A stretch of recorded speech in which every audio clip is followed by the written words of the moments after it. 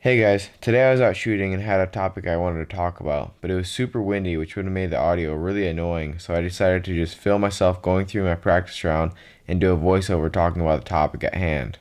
I actually think this will be very helpful as you can study my shooting form from head to toe while I talk about the advantages and disadvantages of a dovetail bow sight. You will first see me go through a short shoulder and elbow warm up that is necessary for me after having both of my shoulders surgically repaired from wrestling injuries. Obviously, I won't be able to do this in a hunting situation, but anytime I am just practicing and have the ability to do this, I will. I was shooting at 20 yards during this session, so I decided to just shoot 2 fletched arrows and 2 bare shafts to really keep up on my shooting form and try to maximize what I could get out of a practice session from 20 yards. I have to say though that this really wasn't making it any harder. With the way my Athens Solus is dialed in right now, fletched arrows are more of a novelty because bare shafts fly just as well, seriously every time at 20 yards. Anyway, I will get into the topic of discussing the advantages and disadvantages of a dovetail sight now. The advantage of a dovetail sight is simply the adjustability you gain.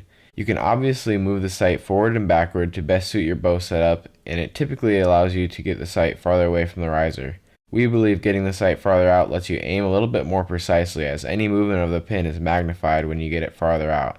So it is our preference to have it out there, as long as the peep sight still matches up with the sight housing at full draw. Another thing to note about dovetail sights is that I've never seen one without second and third axis adjustment. If you don't know what those are, the short version is it is a way to adjust your sight housing and level bubble to make sure they are never off regardless of your shooting position. Obviously, the advantage is negated if you have a hard mount with second and third axis adjustability, but I thought this was worth mentioning because I believe having that adjustment is absolutely critical to maximizing your shooting ability, especially if you are shooting on any slopes as you would be in a lot of hunting situations. The only disadvantage to having a dovetail sight would be if you're worried about durability. This is often the common concern when people are making this decision, but I wanted to make this video to hopefully be able to put this concern to rest. All of us at Brunk Outdoors have been running dovetails for several years now, and we have yet to come across even the slightest issue while hunting long, abusive seasons in the Midwest and rugged elk hunts in Colorado. I wanted to share an experience from last year's elk hunt that really convinced me that durability simply isn't an issue when you're using great brands like Spot Hogg and Montana Black Gold. It was pack-out day, and it had been snowing and raining all morning, so there was several inches of slush on the trails, making them very slippery, and the horses simply weren't fond of the conditions. We were riding down with our bows and slings hanging over our shoulders, and upon reaching a really boggy crossing, my horse started bucking and kicking and took off into the dark timber.